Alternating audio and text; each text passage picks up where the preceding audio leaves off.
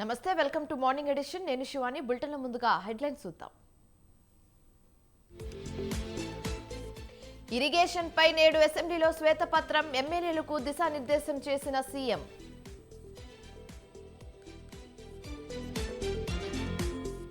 CM Revanth ను కలిసిన Bonthu Rammohan, BRS ను వీడి త్వరలో కాంగ్రెస్ లోకి జంప్.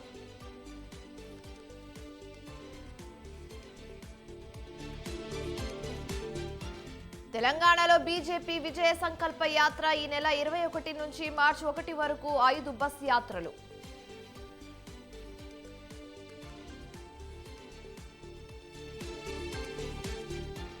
ఇవాళ రెబెల్ ఎమ్మెల్యేల అనర్హత పిటిషన్లపై విచారణ. స్పీకర్ తమ్మినేని నిర్ణయంపై సర్వత్రా ఉత్కంఠ.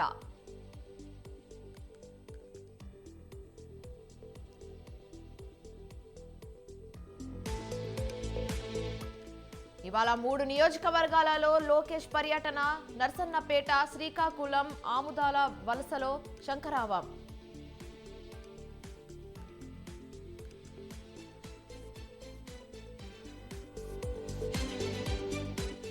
వైఎస్ఆర్ ఆశలకు జగన్ తూట్లు పొడిచారు. ఇచ్చిన హామీలను వైసీపీ మర్చిపోయిందన్న షర్మిల.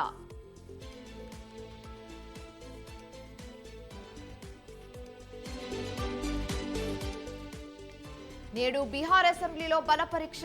రిసార్ట్లను వీడిన కాంగ్రెస్, బీజేపీ ఎమ్మెల్యేలు.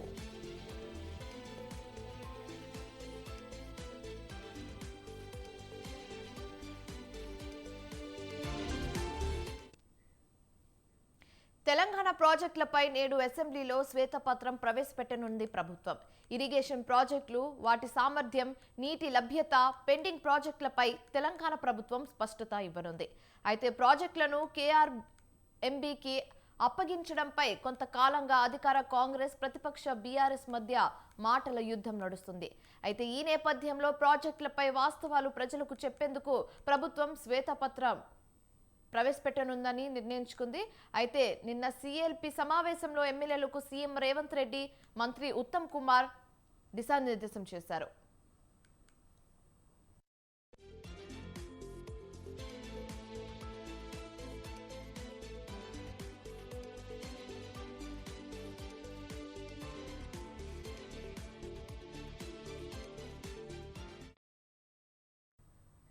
మరోవైపు రేపు కాళేశ్వరం ప్రాజెక్టు సందర్శనకు ఎమ్మెల్యేలను ఆహ్వానించారు సీఎం రేవంత్ రెడ్డి. బీఆర్ఎస్ ఎమ్మెల్యేలు సైతం ప్రాజెక్టు సందర్శనకు వస్తే వాస్తవాలు తెలుసుకోవచ్చన్నారు. కాగా తాము కట్టిన ప్రాజెక్టులను తమకే చూపించాల్సిన అవసరం లేదని బీఆర్ఎస్ నేతలు వాదిస్తున్నారు. ప్రాజెక్టులను కేఆర్ఎంబీకి అప్పగించడాన్ని నిరసిస్తూ రేపు బీఆర్ఎస్ నల్లగొండలో భారీ బహిరంగ సభను ఏర్పాటు చేసింది.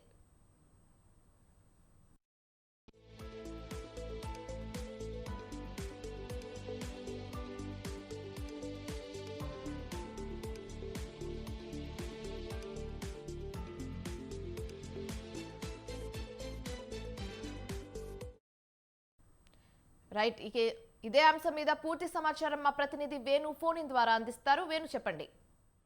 నేడు ఉభయ సభల్లో ఓటాన్ అకౌంట్ బడ్జెట్ పైన చర్చ జరగనుంది.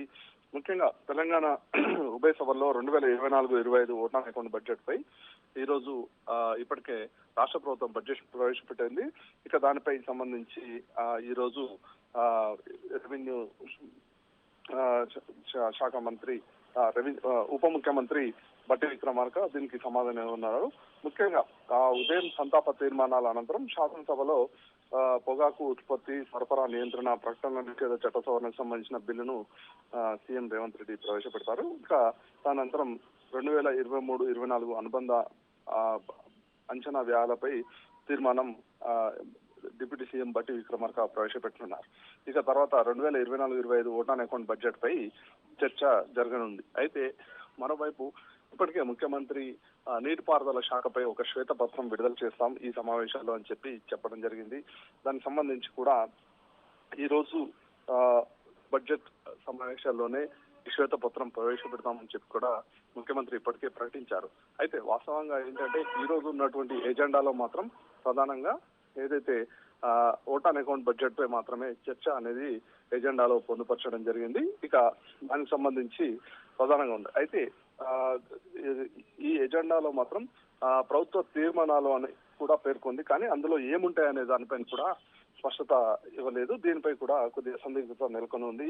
ఇక బడ్జెట్ లో చర్చలు కీలకం కాబట్టి అవి ముగిసిన తర్వాత సాగునీటికి ఒక శ్వేతపత్రం పెట్టే అవకాశం ఉందనే చర్చ కూడా జరుగుతుంది. ముఖ్యంగా గతంలో శ్వేతపత్రం విడుదల చేసినప్పుడు కూడా అసెంబ్లీలో స్పెసిఫిక్ గా ఏమీ మెన్షన్ చేయలేదు. ప్రభుత్వ తీర్మానాలు అని చెప్పి శ్వేతపత్రాలు ప్రవేశపెట్టడం జరిగింది. కాబట్టి ఈ రోజు కూడా నీటిపారుదల శాఖపై ఒక శ్వేతపత్రం విడుదల చేస్తారు అనేటువంటి దానిపైన కూడా ఒక చర్చ జరుగుతుంది. ఇప్పటికే అసెంబ్లీలో ఈ శ్వేతపత్రం విడుదల చేసిన సందర్భంగా ఎలా వ్యవహరించాలి ఏంటి అనే దానిపైన కూడా నిన్న ముఖ్యమంత్రి అలాగే నీటిపారుదల శాఖ మంత్రి కాంగ్రెస్ పార్టీ ఎమ్మెల్యేలందరికీ కూడా నిన్న పవర్ పాయింట్ ప్రజెంటేషన్ ద్వారా వివరించడం జరిగింది. అసలు జరిగినటువంటి ఏదైతే నీటిపారుదల శాఖలో గత ప్రభుత్వం చేసిన తప్పిదాలు ఏంటి అనే దానిపైన నిన్న ఎమ్మెల్యేలకు సాయంత్రం ఇటు ముఖ్యమంత్రి మరోవైపు నీటిపారుదల శాఖ మంత్రి పవర్ పాయింట్ ప్రజెంటేషన్ ద్వారా వివరించడం జరిగింది. ఈ రోజు ఒకవేళ శ్వేతపత్రం విడుదల చేస్తే అసెంబ్లీలో ఏ విధంగా వ్యవహరించాలి అనే దానిపైన కూడా ఎమ్మెల్యేలకు ఇప్పటికే అందరికీ కూడా ఈ అంశం పైన స్పష్టం చేయడం జరిగింది. Right, thanks for the updates Venu.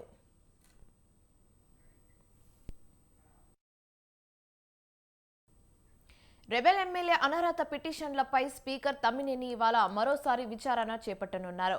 YCP rebel MLA Anam Ramanarayana Reddy మినహా మిగిలిన 7 రెబెల్ ఎమ్మెల్యేలకు మరోసారి విచారించే అవకాశం ఉంది. అయితే ఉదయం 3 వైసీపీ రెబెల్స్, మధ్యాహ్నం 4 టీడీపీ రెబెల్ ఎమ్మెల్యేలను స్పీకర్ తమ్మినేని విచారించనున్నారు. అనర్హత పిటిషన్లపై స్పీకర్ చర్యలు తీసుకుంటారా లేదా అనే అంశంపై ఉత్కంఠ నెలకొంది.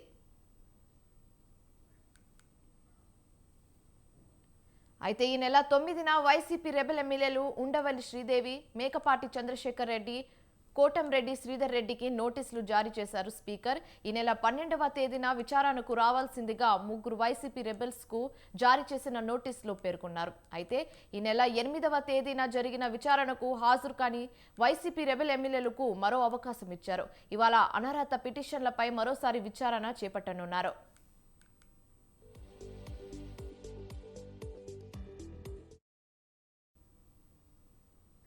ఏపీలో ఎన్నికలు సమీపిస్తున్నాయి. అసెంబ్లీ, లోక్సభ ఎన్నికలకు అన్ని పార్టీలు సమయం అవుతున్నాయి. ఎలాగైనా రెండోసారి అధికారంలోకి రావాలనే లక్ష్యంతో సీఎం, వైసీపీ అధినేత జగన్మోహన్ రెడ్డి పావులు కదుపుతున్నారు. అయితే ఇప్పటికే విడతల వారీగా అసెంబ్లీ, లోక్సభ అభ్యర్థులను ప్రకటిస్తూ వస్తున్నారు. అయితే పార్టీ కార్యక్రమాలపై సీఎం జగన్మోహన్ రెడ్డి ఫోకస్ చేశారు. ఇందులో భాగంగా పార్టీ చేపట్టాల్సిన కార్యక్రమాలపై ఇవాళ సమావేశం నిర్వహిస్తున్నారు. మేనిఫెస్టో రూపకల్పన, ఎన్నికల ప్రచారం వంటి అంశాలపై చర్చించనున్నారు.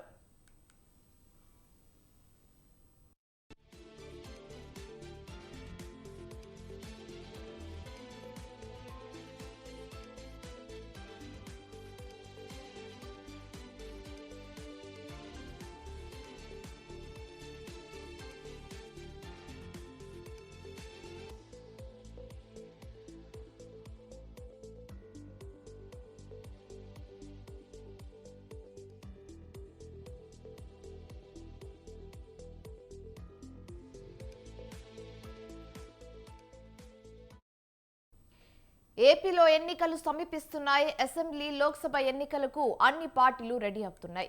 ఎలాగైనా రెండోసారి అధికారంలోకి రావాలనే లక్ష్యంతో సీఎం, వైసీపీ అధినేత జగన్ పావులు కదుపుతున్నారు. ఇప్పటికే విడతల వారీగా అసెంబ్లీ, లోక్సభ అభ్యర్థులను ప్రకటిస్తూ వస్తున్నారు.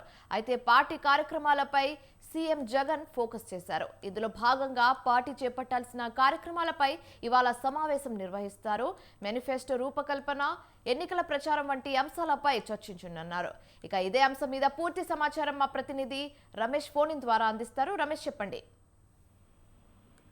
AP CM Jaganmohan Reddy party కార్యక్రమాలపైన దృష్టి పెట్టారు. మరో 2 నెలల్లో రాష్ట్రంలో ఎన్నికలు జరిగినటువంటి నేపథ్యంలో ఈ ఎన్నికలకు సంబంధించి చేపట్టాల్సిన కార్యక్రమాలపైన సీఎం జగన్ పార్టీ ముఖ్య నేతలతో కూడా సమావేశం కానున్నారు. ప్రధానంగా ఎన్నికల్లో మళ్లీ విజయం సాధించడమే లక్ష్యంగా సీఎం జగన్మోహన్ రెడ్డి ఇప్పటికే వ్యూహాత్మకంగా పావులు కదుపుతూ ఉన్నారు. అందులో భాగంగా పార్టీకి సంబంధించిన ఎమ్మెల్యే, ఎంపీ అభ్యర్థుల మార్పులు చేతులు ఒకవైపు కొనసాగిస్తూ ఉన్నారు. మరోవైపు సిద్ధం పేరుతో ఇప్పటికే 2 భారీ బహిరంగ సభలు కూడా నిర్వహించడం జరిగింది.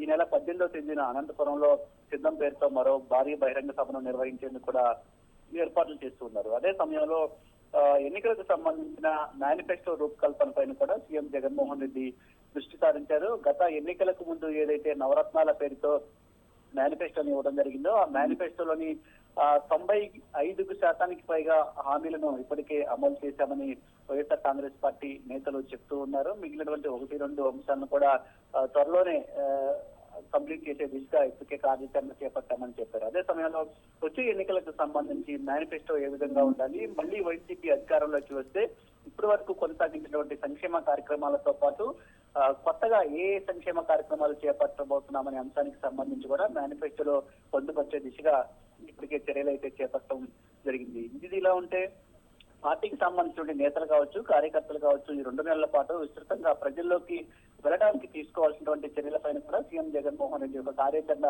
రూపొందించే ఆలోచనలో ఉన్నారు. ప్రధానంగా ఈ 5 ఏళ్లలో పార్టీ చేసినటువంటి కార్యక్రమాలు కావచ్చు, ప్రభుత్వం చేసినటువంటి అభివృద్ధి సంక్షేమ కార్యక్రమాలను ప్రజల్లోకి తీసుకెళ్తాం. అదేవిధంగా మేనిఫెస్టో రిలీజ్ చేసిన తర్వాత మేనిఫెస్టోని విస్తృతంగా ప్రజల్లోకి తీసుకెళ్లడం కోసం పార్టీ నేతలు, కార్యకర్తలు చేపట్టాల్సినటువంటి చర్యలపైన కూడా ఒక కార్యాచరణ ఈ రోజు రూపొందించే అవకాశం ఉంది. దీంతో పాటు ఎన్నికలకు సంబంధించి ఎట్లా సంసిద్ధం కావాలి, ఎన్నికల్లో ఏ విధంగా ఎదుర్కోవాలనే అంశానికి సంబంధించి కూడా ఒక కార్యాచరణ రూపొందించే ఆలోచనలో ఉన్నారు. మొత్తంగా చూస్తే మాత్రం ఎన్నికలకు సంబంధించి సీఎం జగన్మోహన్ రెడ్డి ప్రత్యేకంగా ఫోకస్ పెట్టడం జరిగింది. వచ్చే ఎన్నికల్లో మళ్ళీ తిరిగి అధికారం రక్షించుకోవడానికి తీసుకోవాల్సినటువంటి కార్యాచరణ పైన దృష్టి పెట్టారు. అందులో భాగంగానే ఈ రోజు కొన్ని కీలక నిర్ణయాలు తీసుకునే అవకాశం మనకు తెలుస్తూ ఉంది. Right, thanks for the updates Ramesh. నేడు ఉద్యోగ సంఘాల నేతలతో ఏపీ ప్రభుత్వం చర్చలు జరపనుంది. ఉద్యోగాల పెండింగ్ సమస్యలపై చర్చించనుంది మంత్రుల బృందం. సమస్యలు పరిష్కరించకపోతే సమ్మె చేస్తామని ఏపీ ఎన్జీఓలు ఇప్పటికే హెచ్చరించారు. అయితే ఐఆర్ మధ్యంతర భృతిపై ప్రకటన చేయాలని ఉద్యోగ సంఘాలు డిమాండ్ చేస్తున్నాయి. పెండింగ్ డిఏలతో పాటు రిటైర్మెంట్ బెనిఫిట్స్ విడుదల చేయాలని పట్టుపడుతున్నారు.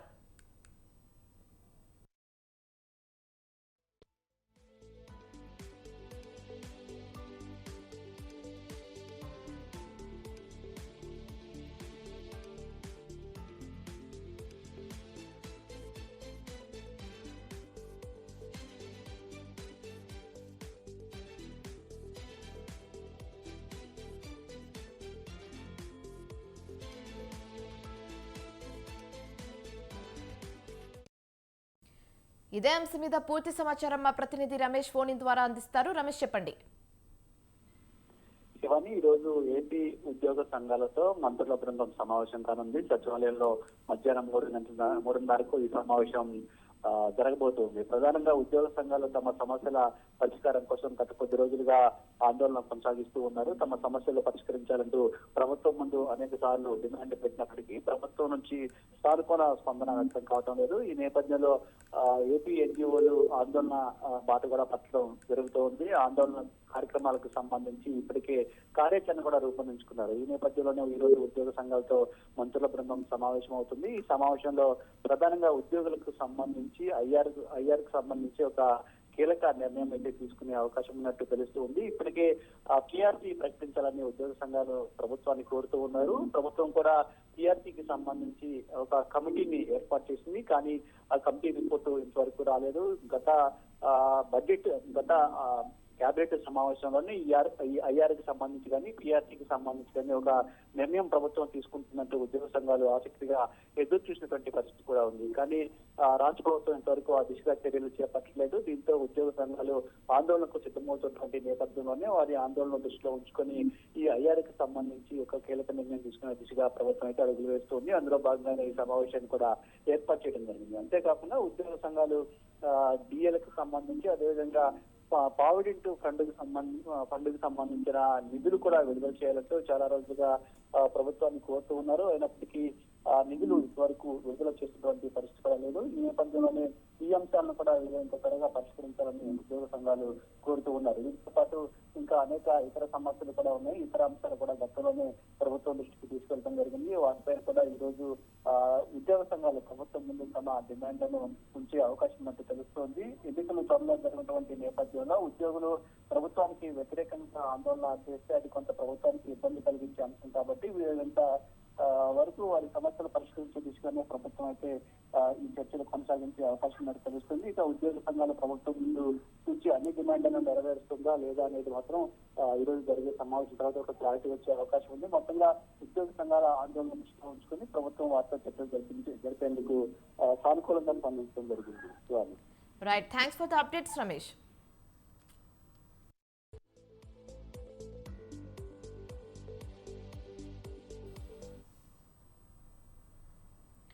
శంకరావం పేరుతో టీడీపీ జాతీయ ప్రధాన కార్యదర్శి లోకేష్ నియోజకవర్గాల్లో పర్యటిస్తున్నారు.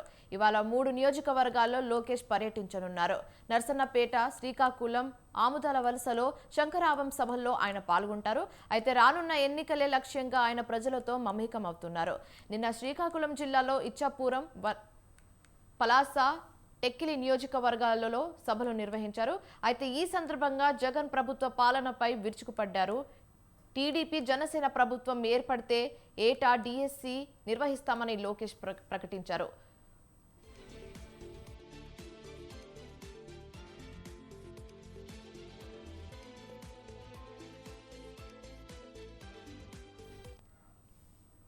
ఊరుకో ప్యాలెస్ కట్టుకున్న జగన్ ఉత్తరాంధ్రకు ఏం చేశాడని నిలదీశారు. తామొచ్చాక ఈ ప్రాంతం నుంచి వలస లేకుండా చేస్తామని స్పష్టం చేశారు. ప్రభుత్వంలో 2.30 లక్షల పోస్టులు భర్తీ చేస్తామని చెప్పి జగన్ మడమ తిప్పారన్నారు. డిఎస్సిలో కేవలం 6,000 పోస్టులు మాత్రమే ఉన్నాయని చెప్తున్నారని అన్నారు. టీడీపీ పాలనలో 1,30,000 పోస్టులు భర్తీ చేస్తామని చెప్పారు. మళ్లీ వస్తే ఏటా డిఎస్సి నిర్వహిస్తామని లోకేష్ ప్రకటించారు.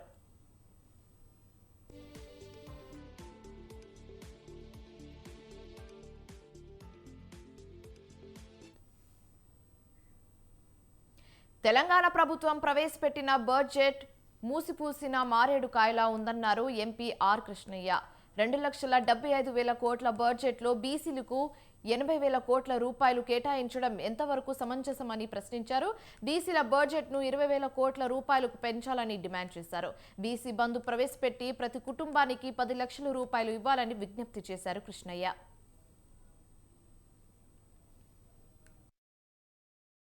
అసెంబ్లీలో ప్రవేశపెట్టినటువంటి 2,75,000 కోట్ల బడ్జెట్ లోపల బీసీలకు కేవలం 8,000 కోట్లు మాత్రమే కేటాయించారు. ఇది గతం కంటే పెద్ద భారీ పెరుగుదల కాదు, చాలా స్లైట్ గా. పైగా కొత్త స్కీములు లేవు, కొత్త పథకాలు లేవు. 1-2 పాఠశాల భవనాలు తప్ప మిగతా అన్ని కూడా రొటీన్ గా ఉండేటివి ఉన్నాయి. కాబట్టి ఈ బడ్జెట్ 8,000 కోట్ల నుంచి 20,000 కోట్లకు పెంచాలని చెప్పి రాష్ట్ర ప్రభుత్వాన్ని నేను డిమాండ్ చేస్తున్నా. ఎన్నో ఉద్యమాలు చేశాం గతంలో. తెలంగాణ వచ్చినా కూడా 10 ఏళ్ళు. తెలంగాణలో పార్లమెంట్ ఎన్నికలకు ముందు బీఆర్ఎస్ కు ఊహించని ఎదురుదెబ్బ తగిలింది. జీహెచ్ఎంసీ మాజీ మేయర్, బీఆర్ఎస్ కీలక నేత బొంతు రామ్మోహన్ కార్ పార్టీకి గుడ్ బై చెప్పేసి కాంగ్రెస్ తీర్థం పుచ్చుకోనున్నారు. ఆదివారం సీఎం రేవంత్ రెడ్డితో రామ్మోహన్ భేటీ అయ్యారు. అసెంబ్లీ ఎన్నికల్లో ఉప్పల్ టికెట్ ఆశించి భంగపడ్డ బొంతు రామ్మోహన్ నాటి నుంచి పార్టీతో అంటిముట్టునట్లుగానే ఉంటున్నట్లు వ్యవహరిస్తున్నారు. అప్పట్లోనే పార్టీ మారతారని ప్రచారం జరిగినప్పటికీ జంప్ చేసినా ఎక్కడ ఉప్పల్ టికెట్ ఇచ్చే పరిస్థితి లేకపోవడంతో విన్నవించుకుపోయారు.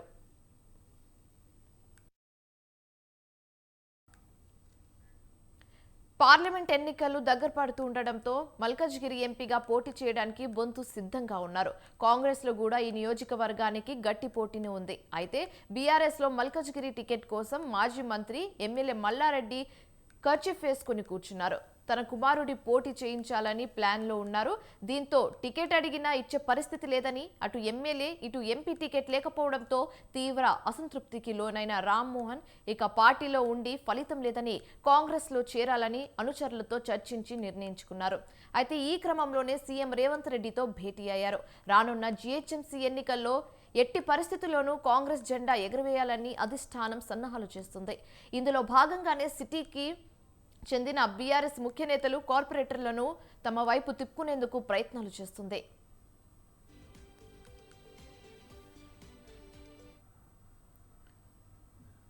అయితే భాగ్యనగర గులాబీ పార్టీలో సుదీర్ఘ కాలంగా క్రియాశీల కార్యకర్తగా నేతగా కొనసాగుతున్న మాజీ డిప్యూటీ మేయర్ ప్రస్తుత బోరబండ కార్పొరేటర్ బాబా ఫసియావుద్దీన్ ఇటీవలే బీఆర్ఎస్ కు రాజీనామా చేశారు.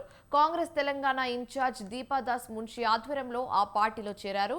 రోజుల వ్యవధిలోనే బొంతు రామ్మోహన్ కూడా కాంగ్రెస్ వైపు అడుగులు వేస్తూ ఉండడం విశేషం.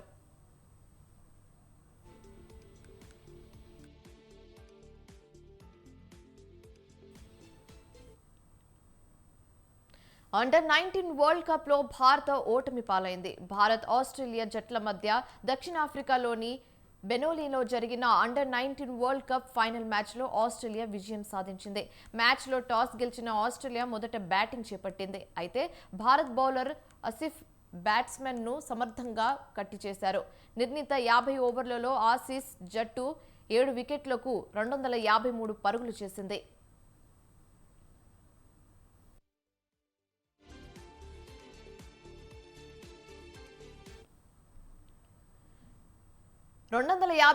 పరుగుల ఛేదనలో భారత్ ఏ దశలోనూ లక్ష్యం దిశగా సాగలేదు.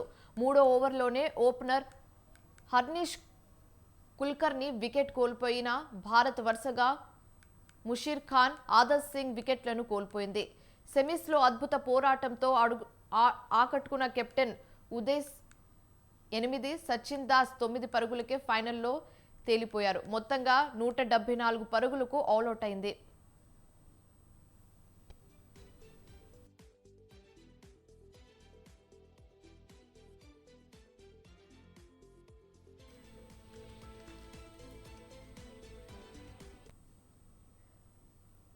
ఇవి bulletin details. For more details keep watching స్వతంత్ర.